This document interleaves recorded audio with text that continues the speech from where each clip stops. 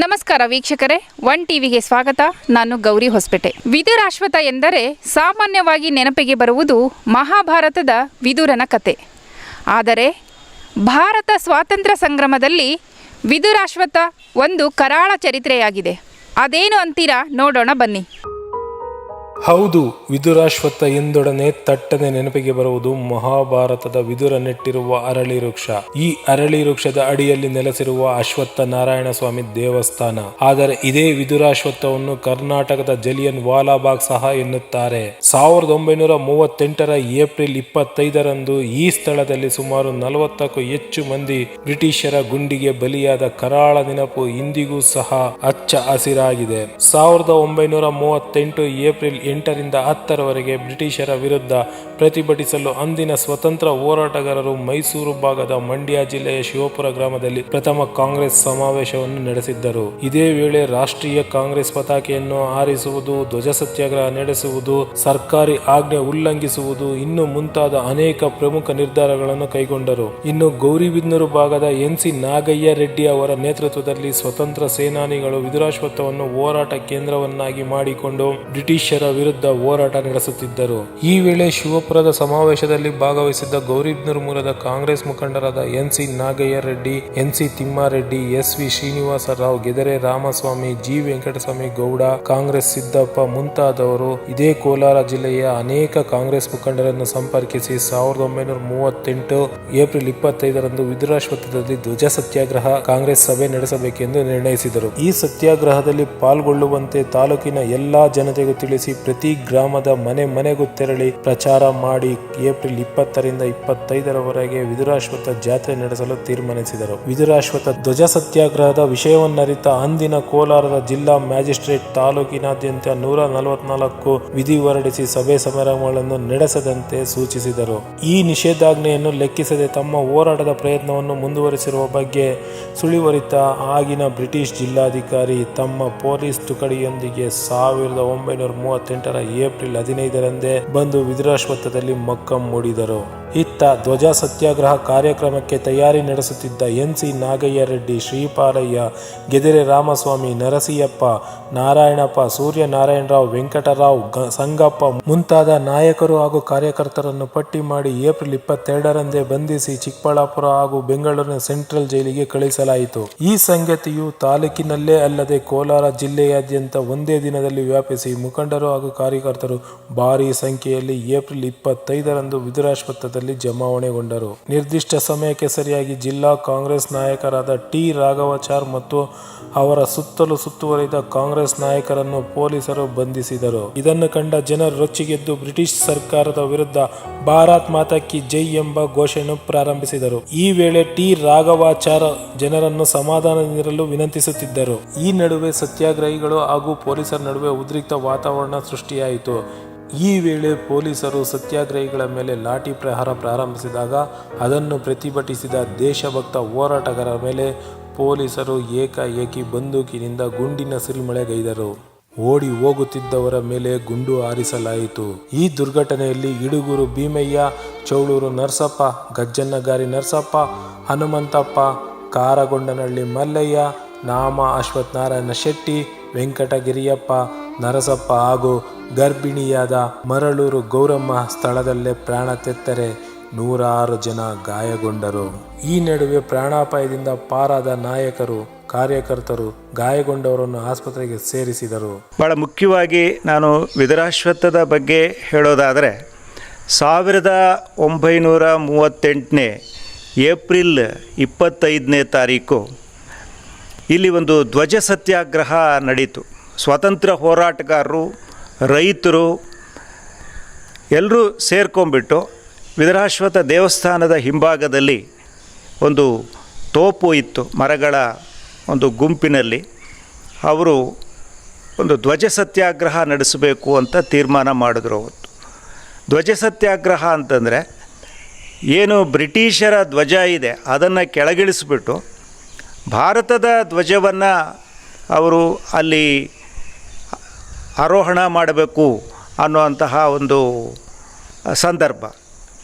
ಆವಾಗೇನಾಯಿತು, ಈ ಸ್ವತಂತ್ರ ಹೋರಾಟಗಾರರು ಇವರೆಲ್ಲರೂ ಸೇರಿರ್ತಕ್ಕಂತಹ ಸ್ಥಳದಲ್ಲಿ ಅವರು ಧ್ವಜಾರೋಹಣ ಮಾಡ್ತಿರ್ತಕ್ಕಂತಹ ಸಂದರ್ಭದಲ್ಲಿ ಈ ಬ್ರಿಟಿಷ್ ಸರ್ಕಾರ ಇದ್ದಿದ್ದು ಬ್ರಿಟಿಷ್ ಪೊಲೀಸರು ಏನು ಮಾಡಿಬಿಟ್ರು ಇವ್ರ ಮೇಲೆ ಗುಂಡನ್ನು ಹಾರಿಸ್ತಾರೆ. ಗುಂಡನ್ನು ಹಾರಿಸಿದಾಗ ಅನೇಕ ಜನ ಇಲ್ಲಿ ಸತ್ತು ಹೋಗ್ತಾರೆ. ಅದರಲ್ಲಿ ಒಂದು 9 ಜನ ಮಾತ್ರ ಈ ಒಂದು ಸ್ತೂಪದ ಮೇಲೆ ಹೆಸರುಗಳನ್ನು ಕೆತ್ತಿದ್ದಾರೆ. ಸುತ್ತಮುತ್ತಲೂ ತಿಳ್ಕೊಂಡ್ರೆ ಇಲ್ಲಿ ಎಷ್ಟು ಜನ ಸತ್ತಿರ್ಬೋದು ಅಂತ ಹೇಳಿಬಿಟ್ಟು ಒಂದು 35ರಿಂದ 40ವರೆಗೂ ಅಂಕಿಅಂಶಗಳು ಗೊತ್ತಾಗ್ತದೆ. ಆದರೆ ನಿಜವಾದ ಅರ್ಥದಲ್ಲಿ 100 ಜನ ಅವತ್ತು ಇಲ್ಲಿ ಪ್ರಾಣಾರ್ಪಣೆ ಮಾಡಿದ್ದಾರೆ. ಅನೇಕರು ಕೂಡ ಇಲ್ಲಿ ಪ್ರಾಣಾರ್ಪಣೆ ಮಾಡಿರ್ತಕ್ಕಂತಹ ಶವಗಳನ್ನು ಅವರು ಬಂಧು ಮಿತ್ರರೆಲ್ಲ ತಗೊಂಡು ಹೋಗಿ ಇನ್ನೇನು ಮಾಡ್ತಾರೋ ಅಂತ ಹೇಳಿಬಿಟ್ಟು ಅವುಗಳನ್ನ ಬಚ್ಚಿಟ್ಟಿರ್ತಕ್ಕಂಥ ಸಂದರ್ಭಗಳು ಇದ್ದಾವೆ. ಅದು ಚರಿತ್ರೆಯಲ್ಲಿ ಗೊತ್ತಾಗ್ತದೆ. ಇದೇ ಸಂದರ್ಭದಲ್ಲಿ ರುಮಾಲೆ ಚೆನ್ನಬಸಯ್ಯ, ನಂಜುಂಡಯ್ಯ ಇಬ್ಬರು ಸ್ಥಳದಲ್ಲೇ ಒಂದು ವರದಿಯನ್ನು ತಯಾರಿಸಿಕೊಂಡು ಬೆಂಗಳೂರಿಗೆ ಹೋಗಿ PTI, BBC ಪ್ರಮುಖ ಸುದ್ದಿ ಸಂಸ್ಥೆಗಳಿಗೆ ಸುದ್ದಿ ನೀಡಿದ್ದರಿಂದ ಈ ವಿಷಯವು ಇಡೀ ವಿಶ್ವಾದ್ಯಂತ ಪ್ರಚಾರವಾಯಿತು. ಈ ದುರ್ಘಟನೆಯಿಂದ ವಿದುರಾಶ್ವತ್ಥ ಹತ್ಯಾಕಾಂಡವು ದಕ್ಷಿಣ ಜಲಿಯನ್ ವಾಲಾಬಾಗ್ ಹತ್ಯಾಕಾಂಡವೆಂದು ಮುನ್ನೆಲೆಗೆ ಬಂತು. ಮಹಾತ್ಮ ಗಾಂಧಿ, ಉಕ್ಕಿನ ಮನುಷ್ಯ ಸರ್ದಾರ್ ವಲ್ಲಭಭಾಯ್ ಪಟೇಲ್, ಆಚಾರ್ಯ ಕೃಪಾಲಾನಿ ಅವರುಗಳು ವಿದುರಾಶ್ವತ್ಥಕ್ಕೆ ಆಗಮಿಸಿ ದುರ್ಘಟನೆ ಬಗ್ಗೆ ಸಂಪೂರ್ಣ ಮಾಹಿತಿ ಪಡೆದ ನಂತರ ಮೃತರಿಗೆ ಶ್ರದ್ಧಾಂಜಲಿ ಅರ್ಪಿಸಿದರು. ಇನ್ನು ಈ ಕರ್ನಾಟಕದ ಜಲಿಯನ್ ವಾಲಾಬಾಗ್ನಲ್ಲಿ ಸ್ವತಂತ್ರಕ್ಕಾಗಿ ಬ್ರಿಟಿಷರ ಗುಂಡಿಗೆ ಪ್ರಾಣ ತೆತ್ತ ಈ ಸ್ಥಳದಲ್ಲಿ ಸ್ತೂಪ, ಸ್ಮಾರಕ, ವೀರಸೌಧಗಳನ್ನು ನಿರ್ಮಾಣ ಮಾಡಲಾಗಿದೆ. ಇಲ್ಲಿಗೆ ಬರುವ ಪ್ರವಾಸಿಗರಿಗೆ ಬ್ರಿಟಿಷರ ತುಪಾಕಿಯ ಗುಂಡಿಗೆ ಬಲಿಯಾದವರ ಬಗ್ಗೆ ನೆನಪಿನ ಬುತ್ತಿಯನ್ನು ಪರಿಚಯಿಸುವ ಸಾಕ್ಷ್ಯಚಿತ್ರಗಳು, ನಾಟಕಗಳು ಸಹ ಇಲ್ಲಿ ಪ್ರಚಾರಪಡಿಸಲಾಗುತ್ತದೆ. ಇಲ್ಲಿ ಒಂದು ಬೃಹತ್ ವೀರಸೌಧವಿದ್ದು ಸ್ವತಂತ್ರ ಸೇನಾನಿಗಳನ್ನು ಪರಿಚಯಿಸುವ ಚಿತ್ರ ಸಂಗ್ರಹಗಳು ಈ ವೀರಸೌಧದ ಗ್ರಂಥಾಲಯದಲ್ಲಿವೆ. ಸದಾ ಆರದ ಸ್ವತಂತ್ರ ಜ್ಯೋತಿ ಸಹ ಈ ವೀರಸೌಧದಲ್ಲಿದೆ. ದೇಶಭಕ್ತರನ್ನು ಈ ವೀರಸೌಧಕ್ಕೆ ಕೈ ಬೀಸಿ ಕರೆಯುವಂಥ ವಾತಾವರಣವಿದ್ದರೂ ಸಹ ಈ ಸೌಧಕ್ಕೆ ಸರ್ಕಾರವು ಯಾವುದೇ ಅನುದಾನ ನೀಡದಿರುವುದರಿಂದ ಸಾಕಷ್ಟು ಸಮಸ್ಯೆಗಳನ್ನು ಈ ಸೌಧದ ಆಡಳಿತ ಮಂಡಳಿಯು ಅನುಭವಿಸುವಂತಾಗಿದೆ. ಈ ದುರಂತದಲ್ಲಿ ಹುತಾತ್ಮರ ಹೆಸರುಗಳನ್ನ ಇಲ್ಲಿ ನಾವು ಫೀಡ್ ಮಾಡಿದ್ದೀವಿ. ಮೊದಲಿಗೆ ಭೀಮಯ್ಯ, ನಾಮ ಅಶ್ವತ್ಥನಾರಾಯಣ ಶೆಟ್ಟಿ, GT ಹನುಮಂತರಾಯಪ್ಪ, ವೆಂಕಟಗಿರಿಯಪ್ಪ, ಚೌಳೂರು ನರಸಪ್ಪ, ಗಚ್ಚನಗರಿ ನರಸಪ್ಪ, ನಾಗಮಲ್ಲಯ್ಯ, ಗೌರಮ್ಮ. ಇಲ್ಲಿ ಅವರು ಹುತಾತ್ಮರಾಗ್ತಾರೆ. ಅವ್ರ ಮೇಲೆ ಗುಂಡಾರಿಸ್ತಾರೆ, ಅವರು ಸಾಯ್ತಾರೆ ಇಲ್ಲಿ. ಅದ್ರ ಭಾಗವಾಗಿ ಒಂದು 73ರಲ್ಲಿ ಒಂದು ಸ್ಮಾರಕ ಸ್ಥಾಪನೆ ಮಾಡಿದ್ವಿ.